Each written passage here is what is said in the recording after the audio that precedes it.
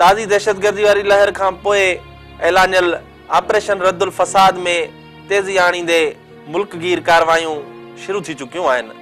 Operation तहत थियल कार्रवायुनि में पंजाब जे मुख़्तलिफ़ इलाइक़नि में ऑपरेशन दौरान 70 खां वधीक शकी जवाबदार गिरफ़्तार कया विया आहिनि।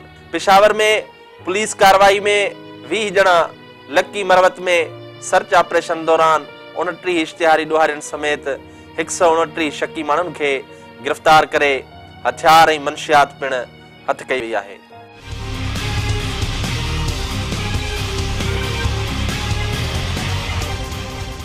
कोयटा में अरबाब करम खान रोड वेझो 5 किलो वज़नी बम हथ कयो वियो। साॻी तरह सिंध में पिणु मुख़्तलिफ़ शहरनि में ऑपरेशन रद्दुल फसाद तहत कार्रवायूं कयूं वियूं, जिन में कराची जे गुलबर्ग, जोहराबाद, अज़ीज़ाबाद, हैदरी मार्केट, तैमूरिया समेत मुख़्तलिफ़ इलाइक़नि में कार्रवायुनि दौरान 70 खां वधीक जवाबदार गिरफ़्तार कया विया। पुलिस मूजिब फातिमा जन्नाह कॉलोनी, अली मोहम्मद ॻोठ ऐं अबूज़र कॉलोनी में गैर कानूनी तरसियल अफ़गानी ऐं उज़्बेक शहरियुनि खे बि गिरफ़्तार कयो वियो आहे। जॾहिं त ॾोहारियुनि जी सरपरस्ती जे इल्ज़ाम में नार्थ नाज़माबाद थाणे जे SHO खे पिणु मुअतल कयो वियो।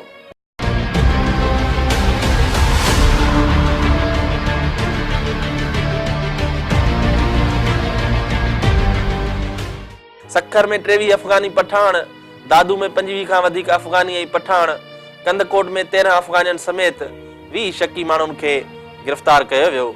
मोरे ऐं दर्स मां 3 अफ़गानी, वाहीपानी में 30 खां वधीक शकी माण्हुनि खे गिरफ़्तार कयो वियो ऐं मटियारी में अफ़गानी पठाणनि समेत 22 ॼणा गिरफ़्तार कया विया।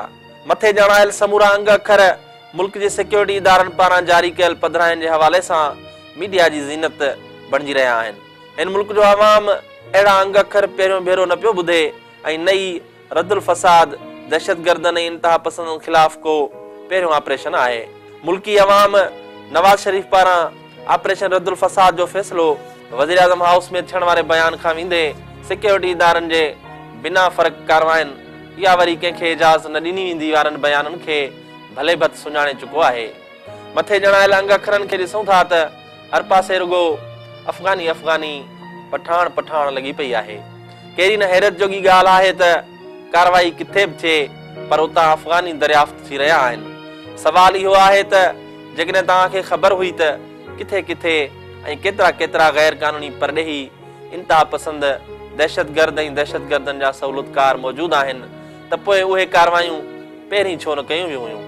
आख़िर छो लाहौर, पेशावर, मोहम्मद एजेंसी, कोयटा ऐं सेवण जी सरज़मीन ते मासूम शहरनि जे रत जा दरिया वहण जो इंतज़ारु कयो वियो हो।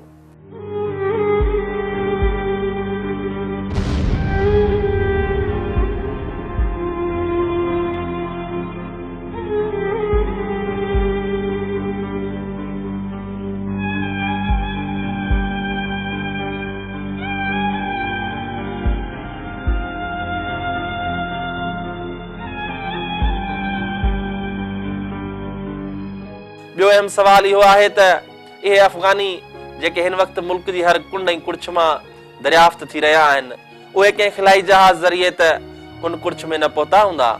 जॾहिं त इहे अफ़गान पनाहगीर पाक अफ़गान बॉर्डर क्रॉस करे समूरे मुल्क में पखिड़िजी रहिया हुआ, तॾहिं संदनि अहिड़ी पखेड़ खे रोकण लाइ असराइता क़दम छो न पिया खयां विया? इहे अफ़गानी न रुगो मुल्क जी कुंड कुड़छ में पखिड़िजी विया पर उन्हनि खे त गॾियनि रुशवतनि एवज़ सुञाणप जा दस्तावेज़ बि जारी थी विया हुआ। सवाल इहो आहे त जॾहिं खेनि पाकिस्तान जी शहरियत एतिरी आसानी सां मिली रही हुई तॾहिं अहिड़ियूं कार्रवायूं छो न पिया कयूं वियूं?